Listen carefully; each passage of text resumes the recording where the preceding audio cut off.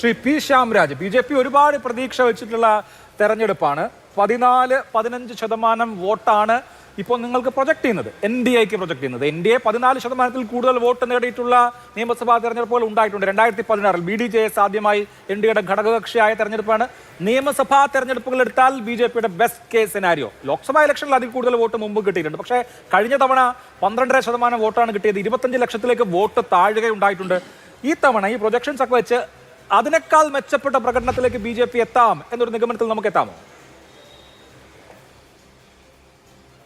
ശ്രീ അഭിലാഷ്, ശരി, നിങ്ങൾ ഈ പറഞ്ഞ എക്സിറ്റ് പോളിനെ തന്നെ അംഗീകരിച്ചോളൂ. നിങ്ങൾ പറഞ്ഞ എക്സിറ്റ് പോൾ തന്നെ മുഴുവൻ നമ്മൾ അംഗീകരിച്ചു എന്ന് തന്നെ വെച്ചു. എങ്കിലും BJPയുടെ സീറ്റ് എത്രയാണോ ഒന്നത് നോക്കൂ. BJPയുടെ സീറ്റ് എങ്ങനെ വന്നാലും കഴിഞ്ഞ തവണത്തേക്കാൾ മെച്ചപ്പെട്ട രീതിയിലേക്ക് ഉയരുമെന്നല്ലേ മുഴുവൻ സർവേകളിലും പറഞ്ഞിട്ടുള്ളത്. അപ്പോൾ അതോടൊപ്പം തന്നെ BJPയുടെ വോട്ട് ഞാൻ തുടക്കത്തിലേ പറഞ്ഞല്ലോ, ഇതിനെ പൂർണ്ണമായിട്ട് അംഗീകരിച്ചില്ലെങ്കിൽ പോലും ഇവിടെ നിങ്ങൾ BJPക്ക് ഉണ്ടായിട്ടുള്ള ഈ സീറ്റ് വർധനവിനെ കുറിച്ചിട്ട് കാണാതെ പോകരുത്. അതോടൊപ്പം തന്നെ ഞങ്ങൾ ഉറച്ചു വിശ്വസിക്കുന്നത് ഞങ്ങൾ പ്രതീക്ഷിച്ച രീതിയിലുള്ള വോട്ടിലുള്ള വലിയൊരു വർധനവും അതോടൊപ്പം തന്നെ സീറ്റിലുള്ള ഒരു വലിയ വർധനം ഉണ്ടാവുക തന്നെ ചെയ്യും എന്നാണ് ഞങ്ങൾ വിചാരിക്കുന്നത്. കാരണം അതിനു വേണ്ടിയിട്ടുള്ള പ്രവർത്തനങ്ങൾ കേരളത്തിലടക്കമുള്ള എല്ലാ സംസ്ഥാനങ്ങളിലും ഞങ്ങൾ ചെയ്തിട്ടുണ്ട്. ഇവിടെ ഒരുപക്ഷെ നിങ്ങൾ സംസാരിക്കാൻ ഇടയില്ലാത്ത ഒരു പോയിന്റ്, എനിക്ക് ഈ ഒരു മുഴുവൻ എക്സിറ്റ് പോളിന്റെ ഒരു എക്സിറ്റ് പോളുകൾ പുറത്തു വന്നപ്പോൾ എനിക്ക് തോന്നിയത്, ഒന്ന് ഇടതുപക്ഷത്തിന്റെ രാജ്യത്തു നിന്നുള്ള പരിപൂർണമായിട്ടുള്ള പതനത്തിന്റെ ഒരു സിഗ്നൽ ഈ ഒരു എക്സിറ്റ് പോളിന്റെ റിസൾട്ടുകളിൽ ഇല്ല. നിങ്ങൾ നോക്കി, ഒന്ന് വെസ്റ്റ് ബംഗാളിൽ ഇപ്പോൾ റിസൾട്ട് വന്നപ്പോൾ ഭൂരിഭാഗം എക്സിറ്റ് പോളുകളും പ്രചരിക്കുന്നത് അവർ പറയുന്നത് BJP NDA സർക്കാർ അധികാരത്തിൽ വരുമാണെന്ന്. ഏത് NDA സർക്കാർ, ഏത് വെസ്റ്റ് ബംഗാൾ? അതായത് ഒരു കാലത്ത് 30-35 വർഷത്തോളം കാലം ഇടതുപക്ഷം ഭരിച്ചിട്ടുള്ള ഈ വെസ്റ്റ് ബംഗാളിൽ ഇപ്പോൾ അവരേ ഇല്ല. കഴിഞ്ഞ നിയമസഭാ തെരഞ്ഞെടുപ്പിനവർക്ക് വട്ടപൂജ്യമാണ് സീറ്റ്. ഈ വരാൻ പോകുന്ന തെരഞ്ഞെടുപ്പിലും അസമിൽ ഒരു സീറ്റുണ്ട്. ഈ വരാൻ പോകുന്ന തെരഞ്ഞെടുപ്പിലും വെസ്റ്റ് ബംഗാളിൽ കമ്മ്യൂണിസ്റ്റ് പാർട്ടിക്ക് ഒരു സീറ്റ് പോലും കിട്ടില്ല എന്ന് മുഴുവൻ എക്സിറ്റ് പോളുകളും പറയുകയാണ്. എന്ന് പറഞ്ഞാൽ ഈ രാജ്യത്ത് കമ്മ്യൂണിസത്തിന്റെയും കമ്മ്യൂണിസ്റ്റ് പാർട്ടിയുടെയും അസ്തമയം സംഭവിച്ചു കഴിഞ്ഞു എന്നുള്ള പരിപൂർണമായിട്ടുള്ള ഒരു സൂചന ഞങ്ങൾക്ക് ഗ്രൗണ്ടിൽ നിന്ന് കിട്ടുന്ന റിപ്പോർട്ടിനോട് ഒപ്പം വെച്ചുകൊണ്ട് ഈ എക്സിറ്റ് പോളിന്റെ റിസൾട്ട് വരുമ്പോഴത്തേക്ക് കാണാൻ വേണ്ടിയിട്ട് സാധിക്കും. ഒന്ന് ആലോചിച്ച് നോക്കുന്നു, ബംഗാളിനെ ഇവരെങ്ങനെയാണ് ഇല്ലാതാക്കിയിട്ടുള്ളത്? സ്വാമി വിവേകാനന്ദന്റെ, ബങ്കിം ചന്ദ്ര ചാറ്റർജിയുടെ, സുഭാഷ് ചന്ദ്രബോസിന്റെ, സൗരവ് ഗാംഗുലിയുടെ, കിഷോർ കുമാറിന്റെ ഒക്കെ ആ വെസ്റ്റ് ബംഗാളിനെ ഇപ്പോൾ എവിടെ എത്തിച്ചു? ഇന്ന് കേരളം അടക്കമുള്ള സംസ്ഥാനങ്ങളിലേക്ക് 1000-10,000 ജോലി ചെയ്യാൻ വേണ്ടിയിട്ട് പലായനം ചെയ്യുന്ന ആളുകളെ ആക്കിയിട്ട് വെസ്റ്റ് ബംഗാളിനെ മാറ്റി. അങ്ങനെ ആ കമ്മ്യൂണിസ്റ്റ് പാർട്ടിനെ അവിടുത്തെ ജനങ്ങളെ എതിർത്തു. അസാമിലെ അവസ്ഥ എന്താണ്? അസാമിലും അതോടൊപ്പം തന്നെ കമ്മ്യൂണിസ്റ്റ് പാർട്ടി പൊളിഞ്ഞുകൊണ്ടിരിക്കുകയാണ്. അങ്ങനെ നോക്കുമ്പോൾ അതാണ് എനിക്ക് ഒന്നാമതായിട്ട് കണ്ടിട്ടുള്ള ഒരു കാര്യം. മറുവശത്ത് നോക്കൂ, ഇന്ത്യ മുന്നണിയുടെ അവസ്ഥ എന്താ?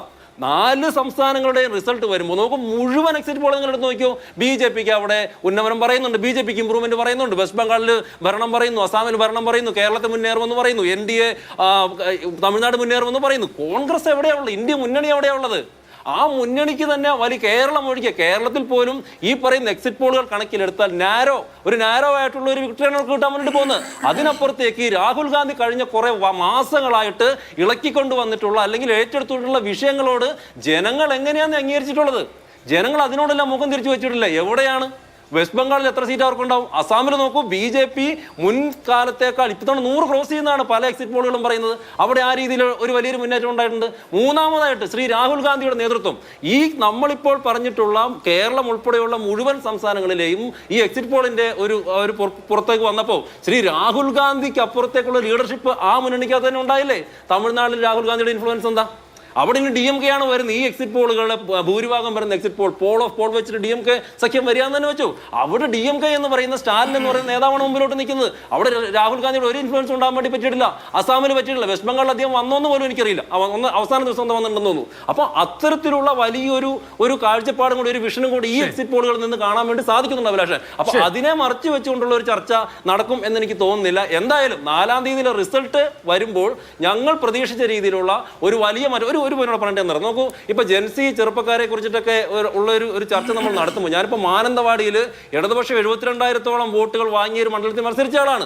അവിടെ എനിക്ക് നേരിട്ടുള്ള അനുഭവത്തിൽ പോലും ചെറുപ്പക്കാരായിട്ടുള്ള ആളുകൾ, ജെൻസികളായിട്ടുള്ള ആളുകൾ വലിയ മാറ്റമാണ് അവർക്കിടയിൽ ഉണ്ടായിട്ടുള്ളത്, പ്രത്യേകിച്ച് BJPക്ക് അനുകൂലമായിട്ട്. അപ്പോൾ ഏകപക്ഷീയമായിട്ട് ജെൻസികൾ അല്ലെങ്കിൽ പുതിയ ചെറുപ്പക്കാരെല്ലാം അവർക്ക് അനുകൂലമാകും എന്നൊക്കെ വെറുതെ പറഞ്ഞുകൊണ്ട് മാത്രം അങ്ങനെ ആകില്ല അഭിലാഷേ. ഞാൻ ഉറപ്പ് പറയുന്നു, വരാൻ പോകുന്ന 4-ാം തീയതിയിലെ റിസൾട്ട് വരുമ്പോൾ ഈ രാജ്യത്തെ, ഈ സംസ്ഥാനത്തെ ജെൻസി ജെൻസി ചെറുപ്പക്കാരുടെ, അമ്മമാരുടെ, വനിതമാരുടെയൊക്കെ വലിയ രീതിയിലുള്ള ഒരു പിന്തുണ BJPക്ക് NDAക്ക് തീർച്ചയായിട്ടും ഉണ്ടാവുക തന്നെ ചെയ്യും. ഒരു സംശയം വേണ്ട കാര്യത്തിൽ. ശരി, എന്തായാലും നമുക്ക് കാത്തിരുന്ന് കാണേണ്ട കാര്യമാണ്.